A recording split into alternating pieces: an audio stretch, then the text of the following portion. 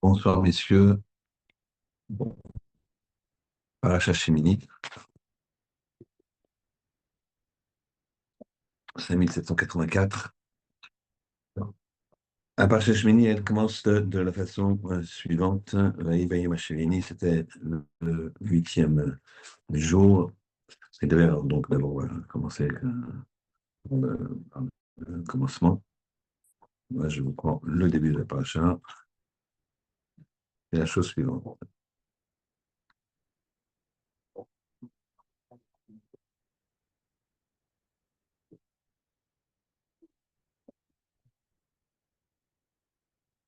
Vaï Shemini, Kara Moshe de Aaron, c'était le huitième jour, et Moshe, il a appelé Aaron, Ulvanab et ses enfants, Zikni Israël et les anciens d'Israël. Voyons Aaron, il a dit, donc c'était le huitième jour de l'inauguration. Il y avait 7 jours d'inauguration, 7 jours de ce qu'on appelle les Shiva Yemei Milouim, les 7 jours de l'inauguration du Mishkan, et maintenant c'est le huitième, le jour d'après. Vous savez que chez Mini, c'est un-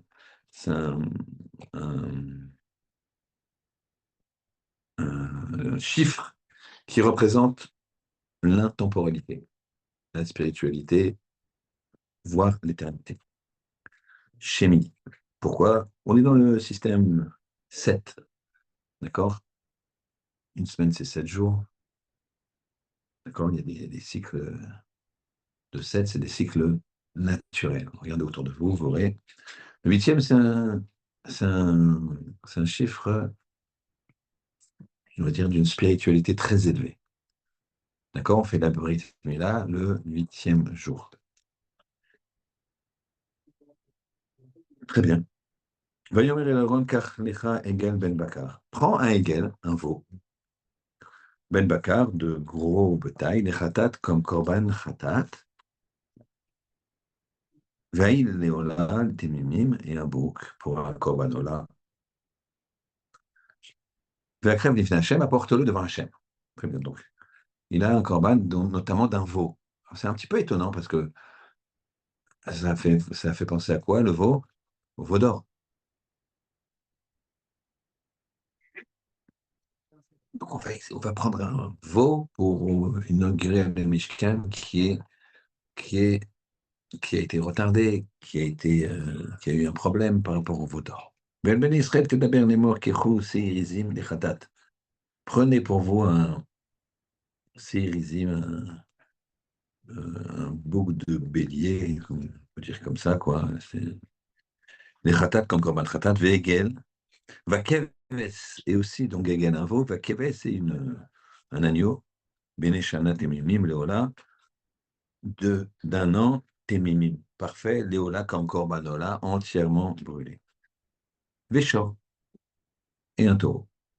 Ve'aïl, et un bouc, l'ishlamim, en tant que korban shelamim.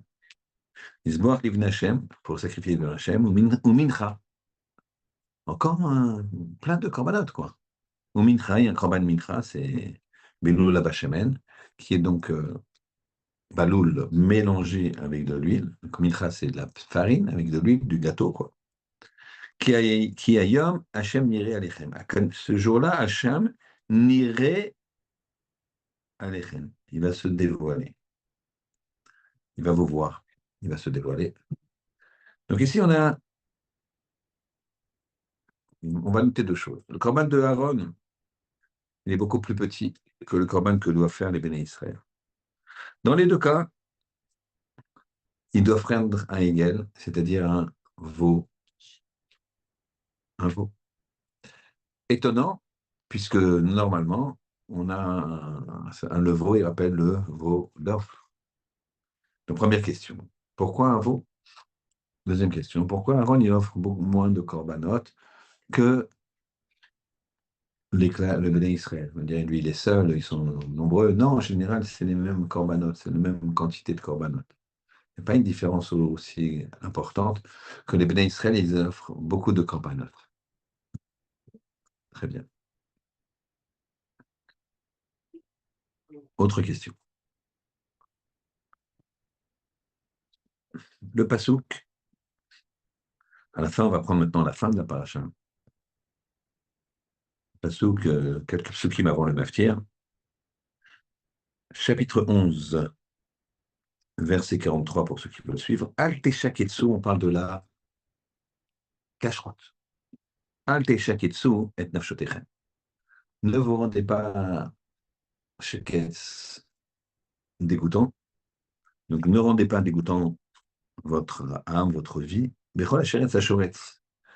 Avec tous ces sheretz, ces, on va dire, ces reptiles, ces rampants qui grouillent. Velo titamehu bahem. Ne vous rendez pas tamé par eux. Venit metembam, et vous vous rendrez tamé par eux.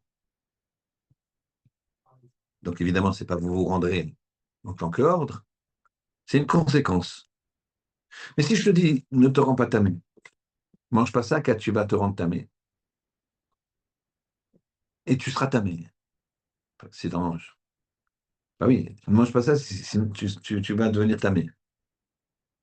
Ne mange pas ça, sinon tu vas avoir mal au ventre. Et tu auras mal au ventre. Ah oui. Même en français, on ne dirait pas ça, quoi. Même à quelqu'un, tu ne dis pas ça. À un enfant, tu ne dis pas. Mange pas de bonbons, tu vas avoir mal aux dents. Et tu auras mal aux dents. À la limite, ça le trouble, quoi. J'ai mal aux dents quand je mange pas, qu'est-ce qui se passe là? Tu lui dis, ne mange pas de bonbons, tu auras mal aux dents. Ça suffit. Mange des bonbons, il aura mal aux dents. Mais tu ne dis pas, mange pas de bonbons, car tu auras mal aux dents. Eh bien, tu auras mal aux dents. Donc, c'est quoi ça? Mais l'autre, ne vous rendez pas tamé, impur, par eux, venit metem bam, vous serez impur. D'accord? Autre question. Il y a marqué comme ça. Qui ani Hachem, le passage d'après. Qui ani Hachem, je suis le Hachem, l'éternel Elokechem, votre Dieu. Vite kadishtem, vous vous rendrez saint. Vitem kedoshim, et vous serez saint. Même chose. Vous vous rendrez saint, d'accord? Et donc, puisque vous êtes rendu saint, vous serez saint.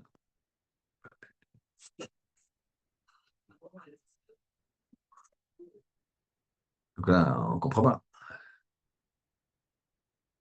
D'accord? Donc ça fait redondance sur redondance. En plus, c'est intéressant, c'est deux psukim, mais sont l'un après l'autre. Donc j'en prends l'incohérence. L'incohérence, ras shalom. Ce qui nous paraît comme étonnant. D'accord? Il faut faire toujours attention à son langage.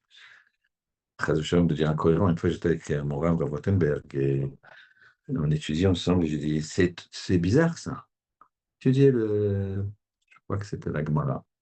Et c'est bizarre, il me dit, on ne dit pas c'est bizarre. On dit c'est étonnant. On ne parle pas de mots comme ça sur la Torah.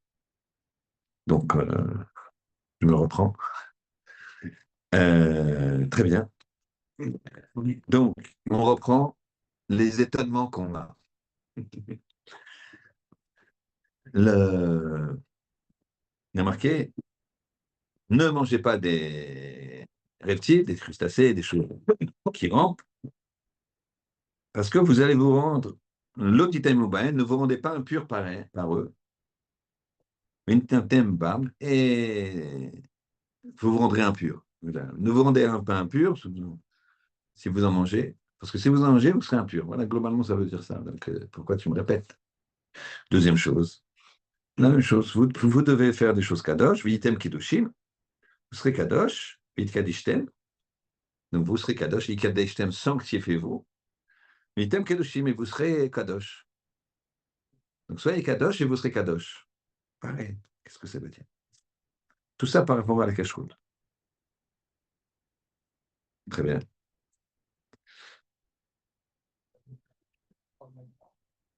Autre question. Il y a un principe de vérification des corbanotes.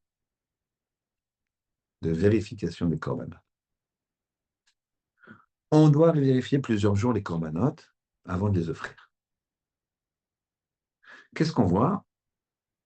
On voit qu'au moment de l'inauguration, Moshe, il dit à Aaron, tiens, prends tout de suite un corban et vas-y offre-le.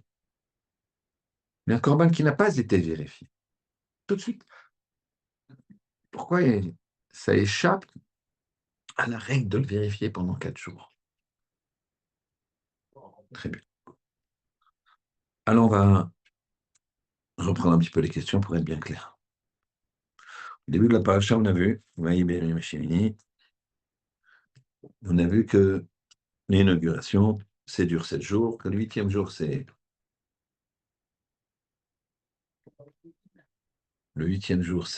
un jour qui touche l'éternité, d'accord, comme on sait. Et on voit que ce jour-là, il y a eu des corbanotes, bien que l'inauguration était finie, c'était la fin de l'inauguration, 7 jours c'était suffisant, 8e jour c'était en plus. Et on voit que Aaron, il va offrir des corbanotes, 2 corbanes, alors que le clan Israël va offrir beaucoup de corbanotes. Corban tzibour, bien sûr. Corban pour toute la communauté. Donc la communauté va offrir beaucoup plus de corbanotes que celui de Aaron. Pourquoi? Deuxième question, il y a marqué, mangez pas des vers, etc. Parce que si vous en mangez, vous serez tamé. Ne vous rendez pas impur en les mangeant, car vous rendrez impur. Sous-entendu, si vous en mangez. Tu me rappelles. Autre chose, passouk d'après, sanctifiez-vous,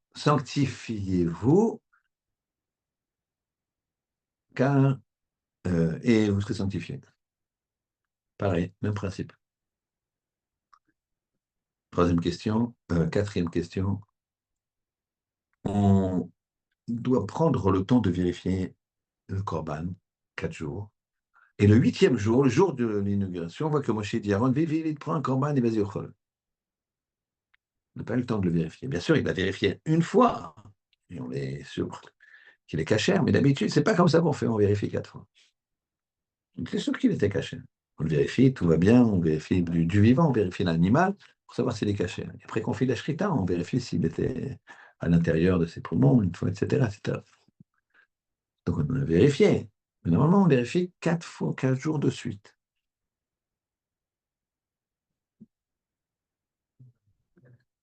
Très bien. Alors, on va essayer de regarder un petit peu le rapport entre le début de la paracha, Yom HaShemini, 8e jour, les korbanot, pourquoi Aaron en fait moins, et pourquoi, à la fin de la paracha, on voit qu'il y a une redondance apparente. Ne vous impurifiez pas, vous serez impur, car vous serez impur, et sanctifiez-vous, et vous deviendrez saint. Tout ça, c'est des questions qu'il faut comprendre, et sans oublier la question pourquoi Moshe, il a été rapidement, il a dit à Aaron, prends ce corban, offre-le tout de suite. Alors, on va essayer de regarder un petit peu les choses en s'éloignant un petit peu, apparemment, des questions. La, les relations humaines, les relations humaines dépendent beaucoup de l'ego de chacun. Beaucoup de l'ego de chacun. Et souvent, à cause de cet ego, on pense que l'autre qui ne comprend pas, que peu importe qui c'est, son fils, sa femme, son associé, son employé, son patron, ce que tu veux, le vendeur à qui tu comprends rien, je ne comprends pas, il ne m'amène pas ce que je veux. Bref, relation humaine. Eh bien, on a l'impression, si on ne fait pas attention, on se dit, il ne me comprend pas, donc lui, c'est un zéro. Parce que on ne se met pas en cause qu'on est prétentieux. D'accord? Un zéro. Et l'autre, apparemment, il est bouché. Toi, la communication passe pas, là. Ça marche pas. C'est pas, et ça peut pas être toi qui a tort.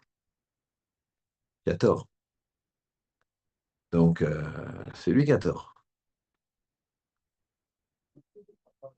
Donc, chacun pense que l'autre, c'est un zéro. On a un principe que zéro plus zéro, ça fait zéro. Ça, c'est embêtant. Parce que tu arriveras à rien. La communication, elle ne va pas être. Si chacun pense que l'autre, il comprend rien, alors on ne fait pas d'effort pour s'expliquer. On a le mépris de l'autre, etc., etc. Mais avec un petit clin d'œil, on va dire la chose suivante. Ceux qui ont vu Torah de 50 secondes que je fais, ils vont voir. C'est la même chose. C'était un teaser pour ce chiour. Non, il y en a qui pensent qu'il est zéro, que l'autre est zéro. Mais l'autre, il pense que c'est lui qui est zéro. Chacun pense que l'autre, il est zéro. Donc zéro plus zéro, ça marche pas, ça va pas. Par contre, si tu mets le zéro sur un autre zéro, ça fait un 8. Un 8. 8, c'est l'avenir. 8, c'est une communication. D'accord? Et ensuite, une fois que les deux ils sont ensemble, il suffit de faire c'est très facilement, tu fais hop, t'as un zéro et t'as un hop, et l'amour va venir. Les gens me disent, ça va pas avec ma femme, je comprends pas, elle comprend rien. Normal, si tu lui parles langage d'homme, elle va rien comprendre, parce qu'elle est langage de femme. Donc il faut savoir communiquer. Donc elle comprend rien, ça veut dire elle est zéro, quoi. Non, je dis pas ça, mais dans la communication, ah, tu vois, la communication, elle est zéro. Ouais, mais elle pense pareil, parce qu'elle essaye de te dire des trucs et tu fais rien de ce qu'elle veut. Donc elle pense que t'es un zéro. Mais si vous vous respectez, il y en a un, au lieu de vous mettre l'un contre l'autre, vous mettez l'un avec l'autre, bah, ça fait un 8, ça fait un amour, ça fait une communication. Comme ça, c'est la vie. Alors on voit que ce chiffre 8, c'est un chiffre spirituel, un chiffre qui va de l'avant, un chiffre qui a de l'avenir. On va aller plus loin avec ce chiffre et on va essayer de réfléchir un petit peu. La question, c'était la suivante. Comment ça se fait qu'il y a marqué ne mangez pas, ne vous rendez pas tamé par ces crustacés, reptiles, etc. Venit matem bam, et vous serez tamé. Donc vous rendez pas tamé et vous deviendrez tamé. Si je dis ça, si je dis ça, je dirais que quoi? Je dirais que il y a une redondance. Et qu'est-ce que ça veut dire? Alors on va regarder Rachid. Quelque chose qui fait très peur à Botaï.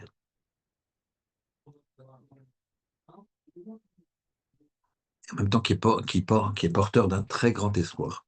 Rachid dit sur ça, Venit matem bam. Imatem metaemim bahem ba'aretz. Si vous vous rendez tamé par ces choses-là qui sont sur terre, afani metame etrem. Moi aussi, je vous rendrai tamé, baolam haba, dans le olam haba. Donc en fait, Rabotai, ici c'est clair. Si tu es tamé là-bas, ici, tu seras tamé là-bas. Et tamé ici, c'est quand tu n'as pas d'avenir. La Touma, on l'a déjà expliqué plusieurs fois, c'est quand il n'y a pas d'avenir. Donc il n'y a pas d'avenir ici, il n'y aura pas d'avenir là-bas. Donc on voit ici qu'on a une relation de cause à effet entre ce qu'on mange, entre autres, ici, s'il s'agit de ça, et l'avenir. Quelqu'un qui mange une mauvaise cache-route, qui ne mange pas cachère, il va entamer. Tamer, c'est-à-dire qu'il n'a pas d'avenir, c'est-à-dire qu'il ne va pas comprendre. J'ai plusieurs témoignages de personnes qui ont fait tchouva en venant à mes shiurim. Enfin, c'est eux qui ont fait tchouva. Moi, je donne des shiurim en espérant qu'ils ne sont pas trop mauvais et que j'ai pas trop abîmé les gens. Donc eux, en tout cas, ils ont fait tchouva, hein. Mais plusieurs, hein. Je me rappelle de deux précisément. Je ne les citerai pas parce que comme ils ont fait tchouva, ils mangeaient pas cachère avant. Donc ils ont commencé à manger une cacheroute très très douteuse. C'est-à-dire enfin, on va dire pas cachère, ils ne se rendaient pas compte, mais ils mangeaient un poisson au restaurant, par exemple. Après, c'était juste du saumon fumé, avec un peu de salade. La salade, c'est pire, parce que les goyim, ils n'ont pas de problème qu'il y ait des petits verres, etc. Il ne faut pas qu'ils soient apparents, il ne faut pas qu'ils soient machin, mais il y a les vers qui sont dans la laitue qu'on peut quasiment pas voir, ils vont pas s'amuser à les enlever, etc., etc. C'est très difficile la laitue de la manger. Parce que les vers se collent, ils sont verts, c'est des vers verts, d'accord? La couleur vert. Et donc, c'est compliqué, c'est très compliqué. Donc, on a donc c'est des gens comme ça qui mangent des choses en se trompant énormément. C'est terrible de manger comme ça et de croire qu'on mange à peu près cachère. Il y a ceux qui mangent pas cachère du tout. Il y en avait un qui mangeait pas cachère, l'autre il mangeait plutôt cachère comme ça, comme je vous dis, un poisson. Il a dit que quand il a commencé à manger strictement cachère, eh ben, il comprenait mieux. Il comprenait mieux les shiurim, il comprenait mieux les choses. Il m'a dit, je l'ai ressenti. J'ai ressenti qu'il y a quelque chose qui s'est débloqué. La cacheroute, c'est fondamental. Ici, c'est ce qu'on voit ici.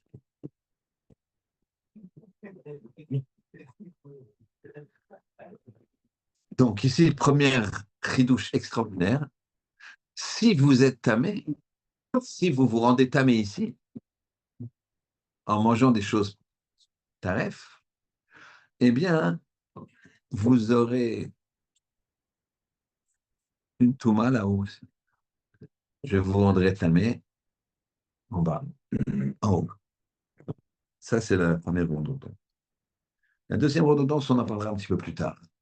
Celle de soyez saints, rendez-vous saints, vite kadishtem, et vous serez saints. Très bien. Avant ça, on va revenir au début de la paracha et on va essayer de comprendre qu'est-ce qui se fait que Aaron, il a offert un ou deux corbanotes, et le clan Israël, ils en ont fait beaucoup plus. Alors en fait, une fois, il y a un homme que son ami,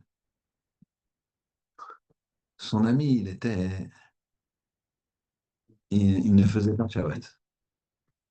Il ne faisait plus Shabbat, plus Shabbat. Mais discrètement, il a vu qu'il y avait un problème. Il ne venait plus à la choule. Et un jour, il a vu de loin rentrer dans un magasin Shabbat, acheter quelque chose. Ah, il était désespéré. Il ne savait pas comment faire. Il savait que son ami, cette personne-là, c'est pas quelqu'un qui était très facilement, qu'une remontrance, qui accepte très facilement la remontrance. Difficile d'accepter une remontrance. Quelqu'un qui te montre une faiblesse. Pourquoi tu fais ça? Tu fais plus Shabbat, tu dois compte, c'est honteux, machin. Il ne savait pas quoi faire. Alors qu'est-ce qu'il a fait? Il l'a appelé un jour, il lui a dit, je peux te voir, j'ai besoin d'un conseil. Il a dit, bien sûr, viens. Alors il lui a dit, quand ils se sont vus, il lui a dit, c'est important, très important. Il a dit, bien sûr, viens me voir. Il va chez lui, il l'accueille, bien, il lui donne c'est le roi, les chaim, bracha. Et là, celui qui fait Shabbat et qui veut faire une remontrance à son ami qui fait plus Shabbat. Mais cet ami qui ne fait plus Shabbat ne sait pas qu'on va l'appeler Réhouven. C'est pas que Réhouven sait qu'il ne fait plus Shabbat. On va dire Réhouven, il fait Shabbat, c'est son ami. Il a envie de faire des remontrances à Shimon qui ne fait plus Shabbat. Mais qui fait plus Shabbat, on va dire relativement discrètement. C'est pas censé, les gens ne sont pas censés savoir, ils ne s'affichent pas, mais ils le font plus. Alors, Réhouven qui fait Shabbat va s'adresser à Shimon qui ne fait plus Shabbat. Il va lui dire, écoute, Réhouven, écoute Shimon, j'aimerais avoir un conseil de ta part,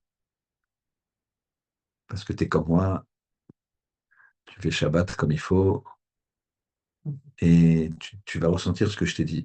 J'ai un ami, tu ne connais pas, mais c'est un ami comme toi, une vraie amitié, et j'ai découvert qu'il fait plus Shabbat. Au départ, j'étais terrifié, j'étais tellement triste. Tu te rends compte, il fait plus Shabbat, il commence à lui dire, tu te rends compte ce que c'est Shabbat? Shabbat, c'est la Me'en Olam Haba. C'est un jour qui est plus que 24 heures. C'est un jour qui déborde sur le huitième jour, sur la notion de Me'en Olam Haba. C'est un goût de monde futur. La matérialité, elle n'a plus la même valeur. D'accord? La vérité, elle est. La preuve, regardez ce qu'on mange à Shabbat. On ne pourrait pas manger ça, ces quantités la semaine. D'accord? C'est-à-dire que la matérialité, elle est une autre dimension. Et il commence à lui parler comme ça, sur l'importance du Shabbat et tout. Et l'autre, il écoute, il voit qu'il a un peu les larmes aux yeux, il n'ose rien dire, il regarde, il fait il baisse les yeux un peu, il fait semblant de réfléchir. Et puis après, Reuven dit à Shimon, Reuven qui fait Shabbat et qui a fait, entre guillemets, des remontrances déguisées, sans passer directement par lui, sans lui dire ouais, pourquoi tu fais pas Shabbat. Il dit alors maintenant, qu'est-ce que tu me donnes comme conseil pour cet ami que tu connais pas, qui ne fait plus Shabbat? Qu'est-ce que tu me donnes comme conseil pour lui dire de refaire Shabbat et pour essayer de le mettre devant la gravité de cette chose? L'histoire ne dit pas si Shimon il a fait tchouva ou pas. En tout cas, Reuven il a fait ce qu'il fallait faire, sans attaquer la personne, sans l'agresser. Ça s'appelle avoir un coup d'avance. Tu sais qu'il ne fait pas. Tu sais que il ne va pas accepter tes remontrances, alors tu le présentes différemment. Eh bien, c'est la même chose avec Aaron et les Bnei Israël. Aaron, il n'a pas fauté dans la faute du veau d'or. On a déjà expliqué plusieurs fois, peut-être on reviendra encore une fois. Mais Aaron, il a sacrifié son Olam Haba pour les aider à faire le veau d'or, rappelez-vous. Donc Aaron, il n'a pas fauté. Les Bnei Israël ont fauté.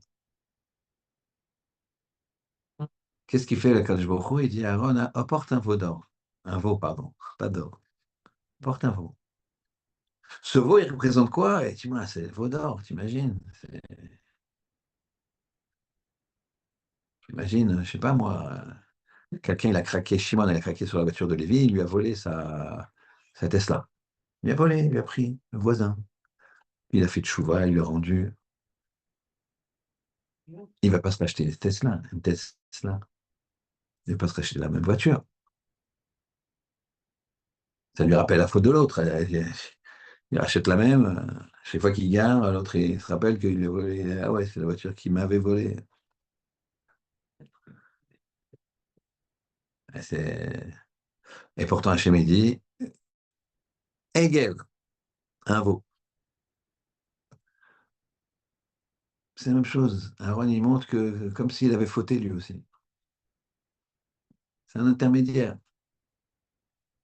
Mais le clan d'Israël, eux, ils ont fauté. Donc ça ne suffit pas un veau. Il faut un veau, puis une autre chose, puis une autre chose, puis une autre chose. C'est là où tu vois que quand il y a des remontrances, des tochachot, eh ben ça, il faut le faire de façon fine. Ou comme l'histoire de Shimon et de Reuven avec qui est devenu, qui n'était plus Shomer Shabbat, ou d'une façon détournée. Et c'est à l'instar de ce qu'a fait Akadosh Baruch Hu. Il a dit à Aaron, montre comme si tu avais péché, toi, en offrant un veau. Et comme ça, eux, ils se disent, bon, on est tous dans le même sac, comme on dit. Donc si Aaron il estime d'avoir une responsabilité, nous aussi on a une responsabilité. Si quel rapport avec Shemini, chiffre 8? C'est parce que ça donne la possibilité au clan d'Israël de faire teshuva, et quand tu te fais teshuva, les portes s'ouvrent, tu vas avancer. Si tu veux pas teshuva, tu restes dans ton erreur. Alors les portes, elles s'ouvrent, et tu passes au dossier suivant. Tu passes à l'étape suivante qui va te faire grandir. Donc Aaron, évidemment par l'intermédiaire de l'ordre d'Hachem, en disant, mais moi aussi j'ai fauté, j'ai besoin d'une expiation, alors les autres, ils disent, bah, nous aussi. Et donc, on avance. Huitième, rappelez-vous, c'est après. C'est quand il y a de l'avenir. Donc là, on comprend. Il faut répondre à la question, comment ça se fait que Moshe, il n'a pas demandé à Aaron d'attendre 4 jours.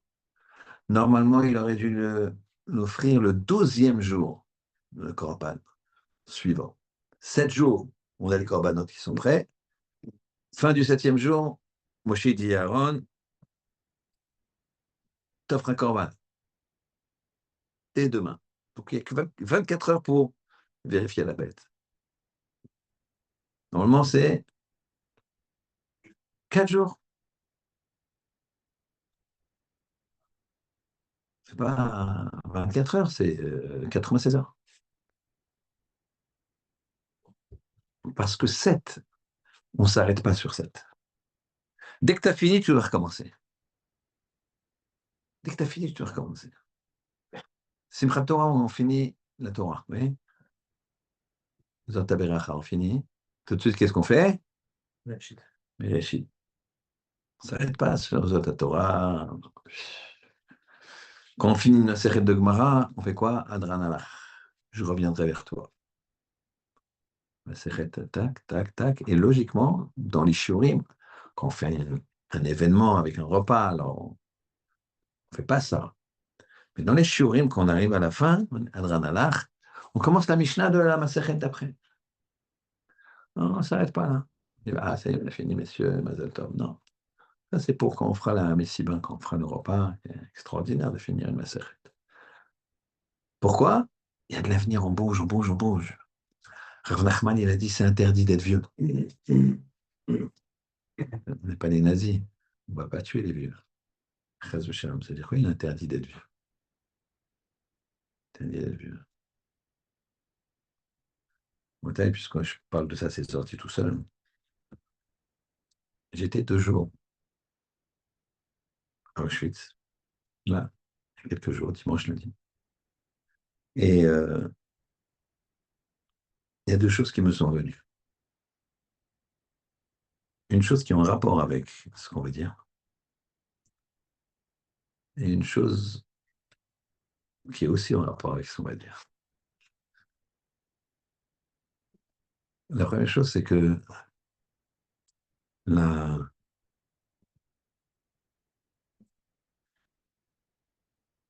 on apprend beaucoup de choses, la vérité. On se recueille, c'est essentiel. Mais après, tu ne peux pas faire ça sans guide. Il y a deux camps. Il y a ce qu'on appelle Auschwitz et Auschwitz-Birkenau. Il y a un camp qui est quasiment pas détruit. Il y a un petit peu, il y avait une, deux, trois chambres à gaz et, et des fours. En fait, ils faisaient des chambres à gaz et les fours qui suivaient immédiatement. C'était organisé de façon incroyable au millimètre. Et il y avait l'autre. Il y avait une autre euh, qui, lui, a été détruit. Les nazis ont détruit tout. Il ne reste que quelques vestiges, on voit bien. On voit ce qu'il comprend. Et quand, quand on va là-bas, on s'aperçoit qu'ils ont fait les choses au millimètre. Je vais employer un terme qui ne sied pas, qui ne- qui ne- qui n'est pas conforme, mais ils ont fait les choses avec une précision, on va dire, entre guillemets, il marchait même une perfection d'organisation, c'est incroyable. Tous les détails. Pourquoi Auschwitz c'était à cet endroit-là? Parce qu'en fait, c'est le milieu de l'Europe. Ils voulaient que chaque, il soit à équidistance de chaque pays.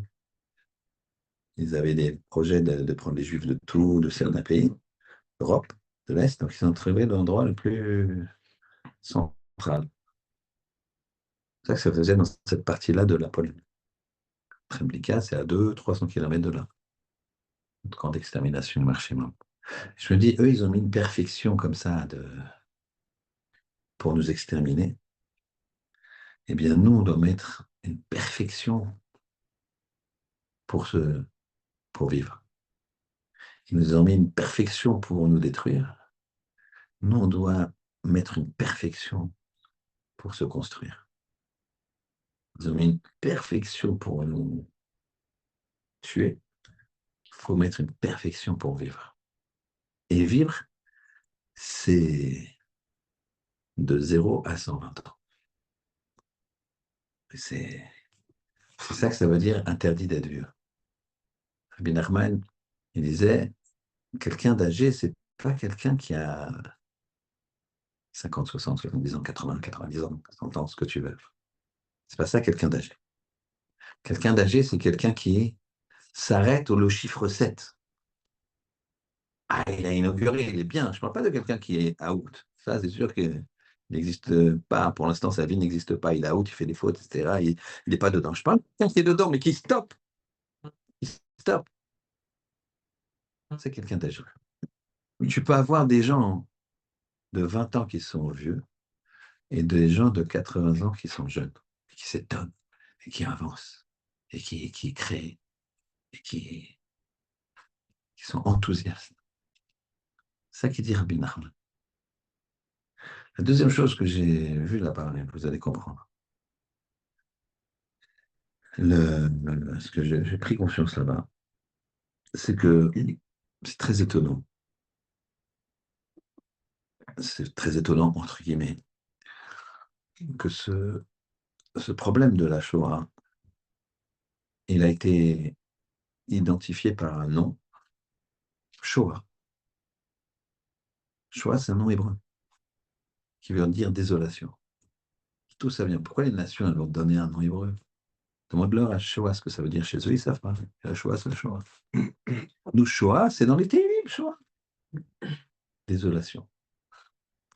Il y a un autre nom que les nations y donnent aussi à la Shoah, c'est quoi? Holocauste. Holocauste. Holocauste, c'est Corbanola. Ola, prends une traduction. Holocauste. Ola, Holocauste. Et chez eux, qu'est-ce que ça veut dire Holocauste? Un sacrifice entièrement brûlé. On est d'accord?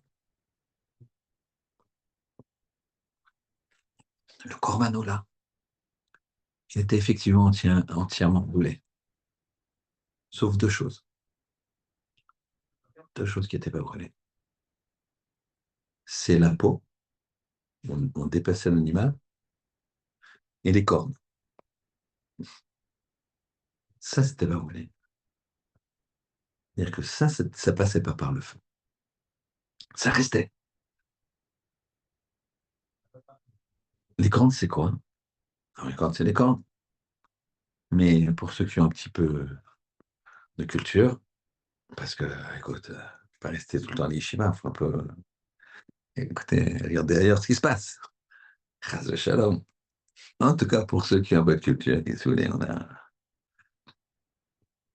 il y a un artiste qui s'appelle Michel-Ange. Il a sculpté un Moïse. Et Moïse, à un moment, il a marqué qu'il avait Keren Or.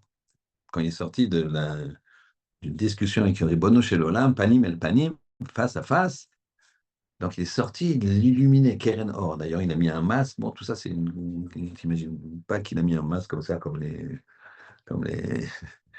chevaliers là, qui se protègent. Quand au Moyen-Âge, c'est pas ça qu'il a mis, c'est autre chose, mais ça, on parlera une autre fois. Mais en tout cas, Keren Or, c'est des cornes. C'est pour ça que Michel-Ange, il a fait, regardez, tapez sur Internet, Michel-Ange Moïse, vous verrez un Moïse, d'ailleurs bien musclé et tout, et très, très athlétique, d'accord, avec on voit bien les biceps. Ça m'avait marqué, parce que quand j'étais petit, j'ai vu ça, je me dit, la mode n'était pas à la musculature comme aujourd'hui. Et je me suis dit, Moïse, attention, hein, d'accord. Et il y a deux petites cornes comme ça qui dépassent.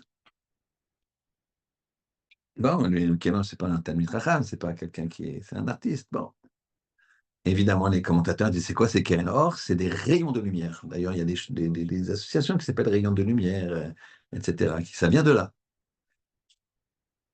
rayons de lumière.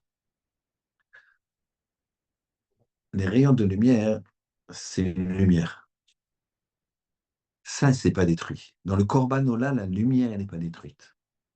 Et la peau, c'est quoi la peau? La peau, c'est le vêtement. Le vêtement, c'est l'énergie qui a, c'est la personne. Vous savez, il y a une énergie comme ça.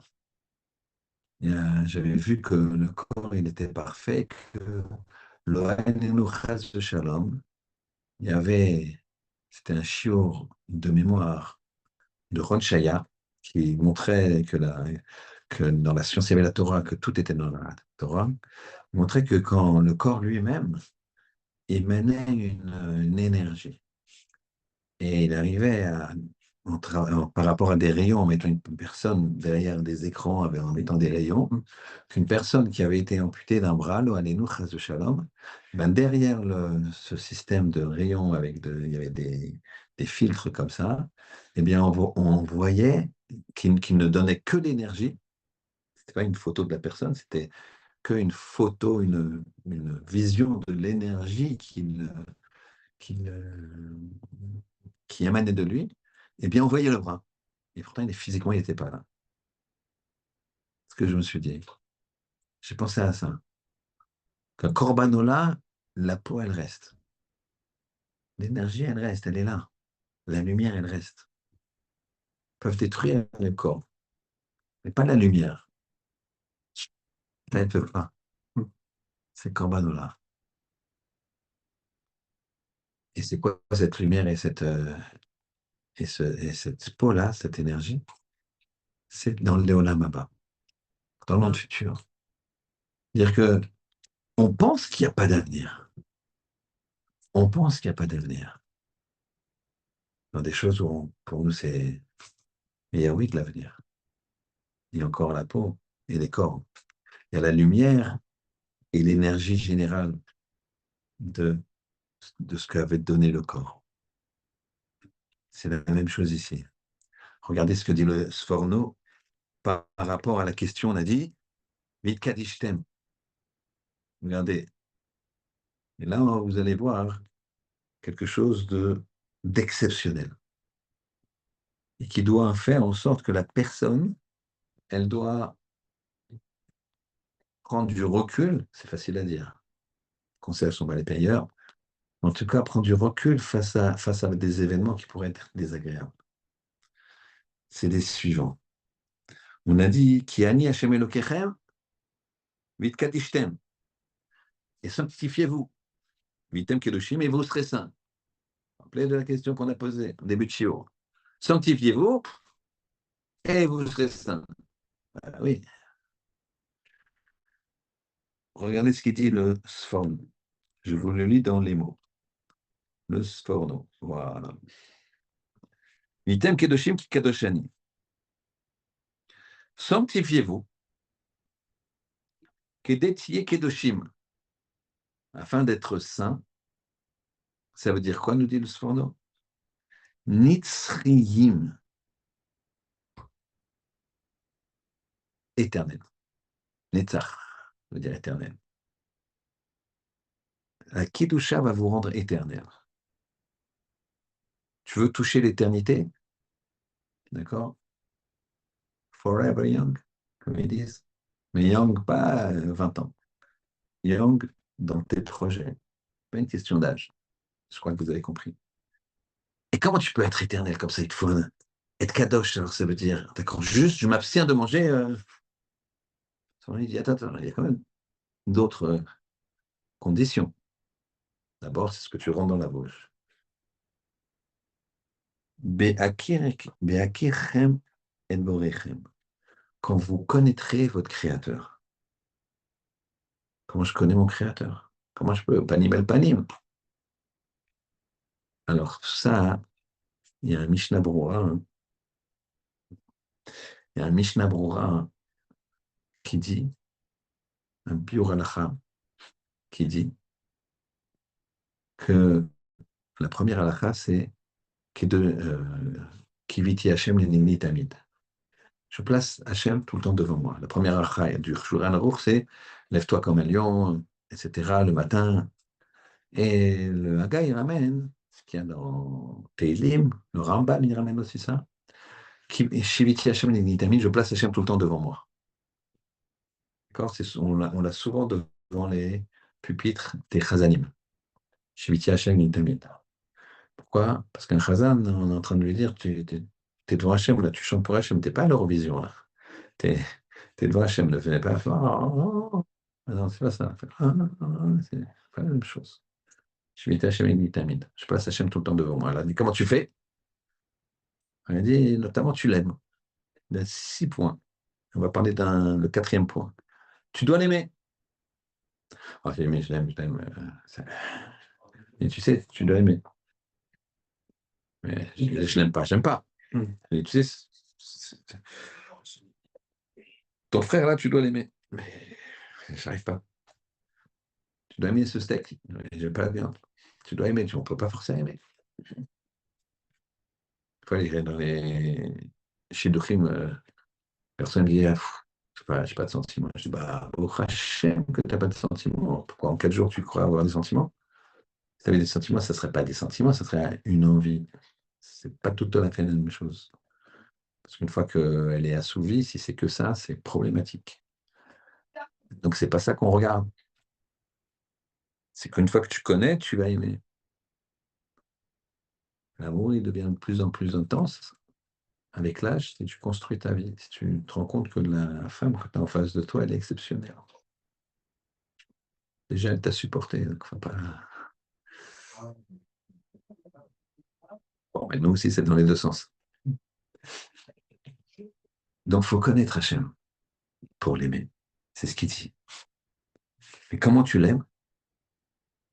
Vayu adevarim haele. Ve'afta et Hachem Elokecha, vayu adevarim haele. Ces paroles-là. Donc, tu vas aimer Hachem quand tu vas le connaître. Comment tu le connais? Tu étudies la Torah. Et ensuite, tu vas aller dans ce chemin. Tu vas appliquer.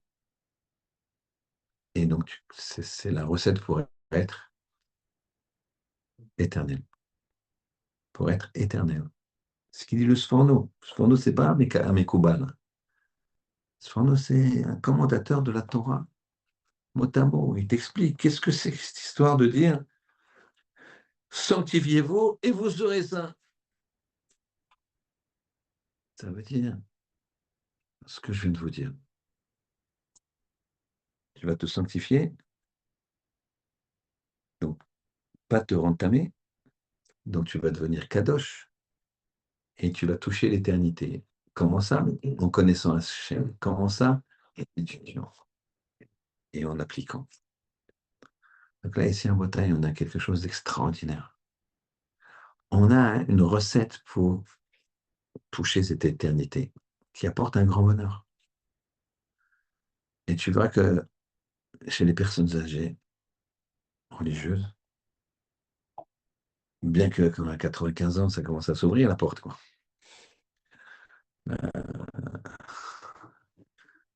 Eh ben, ils étudient, ils ont le sourire. Ils sont encore enthousiastes. Ils vont, moi, il y a un rave qui est venu chez moi il y a quelques années, il s'appelait Rav Roth. 85 ans. Il devait avoir minimum 100 petits-enfants. Et arrière-petits-enfants, un paquet aussi. Mais minimum. C'est pas tellement exceptionnel à Abdelbrak. Puisqu'ils se marient à 20 ans, ils ont 10, 12 enfants. Et donc, regarde, 20, plus 20, plus 20, plus 20, 80 ans, ça fait beaucoup. Pas, non, là, j'ai quelqu'un qui est arrivé, 60 ans, quelqu'un que je connais, qui est arrivé, un Tamil Chacham, grosses difficultés financières, qui a des enfants malades et tout. Et il m'a dit, aujourd'hui, mon 56e petit-fils est né, petit enfant est né. Je dis, bon, j'aurais préféré qu'il me dise 55, j'étais dans une choule tunisienne, mais c'est mieux 56, ça fait un de plus. Bref, ce Rav, il s'appelait Rav Roth Zecher Betzadik, Kadosh Libracha, Av Bendin, à Bnei Brak, monsieur très chachouf. J'avais, bon, donc il y a peut-être ouais, 20 ans, puisque mon fils, il m'appelle, il n'avait pas encore la coupe de cheveux, donc il avait 3 ans, ou un petit moins de 3 ans. Et il était très affectueux, mon fils. Et à un moment, il veut courir vers moi, mais il court vers lui parce que si j'étais assis à la table de Shabbat, lui, il était à ma gauche. Mon fils, il était par là-bas. Donc mon fils, il court vers moi, mais en même temps vers lui parce que. Et lui qui avait, Baruch Hashem, qui était fort, qui était bien. Il l'a pris comme ça, il a joué avec lui, mais comme si, je veux dire, comme si, tu vois, il avait pas l'habitude, quoi. Avec une spontanéité, avec un enthousiasme incroyable, incroyable. C'est ça la jeunesse. Vous serez Nitzrichim, Netzach.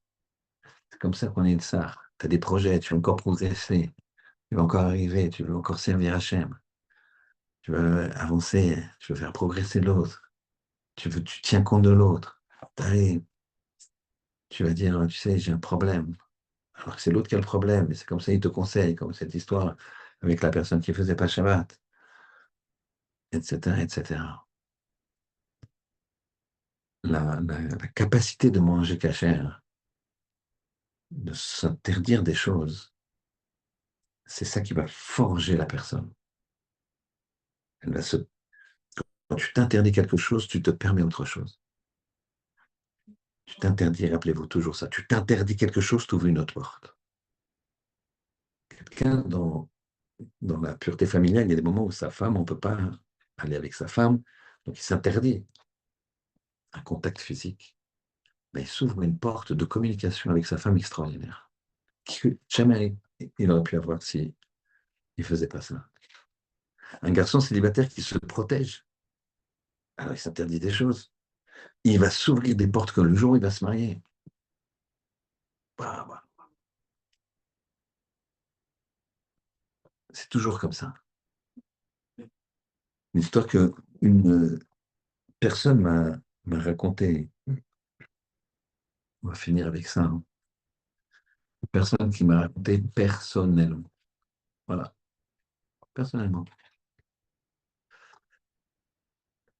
Il s'appelait Monsieur Ripstein. C'était un traiteur connu à l'époque. Et il m'a raconté de lui-même. Il m'a dit, quand j'avais 10 ans, j'étais dans le ghetto de Varsovie. 10, 11 ans.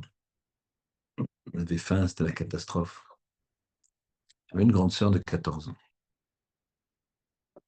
Un jour, comme c'était la pagaille et tout, la maladie, la tristesse, terrible. J'ai... Ma sœur est arrivée et dans une urine comme ça, elle avait trouvé un poulet. Donc elle a mis le poulet à sa mère. Elle lui a dit, maman, regarde, il y a un poulet. La mère a dit, ah, c'est extraordinaire. Amène-le au chourette et on va manger le poulet. Imaginez ce qu'ils mangeaient les malheureux. Ils mangeaient rien. Amène le poulet au chourette. Au chourette, il fait la shrita. Et c'est l'époque où les gens, ils cachérisaient la viande. Pas hyper cachère. Il fallait cachériser la viande. Et donc, elle cachérise. Et elle dit, tiens, j'ai l'impression qu'il y a un problème là, sur ce poulet. Alors, M. Epstein, qui était le jeune petit Epstein à ce moment-là, m'a raconté que moi, j'en pouvais plus.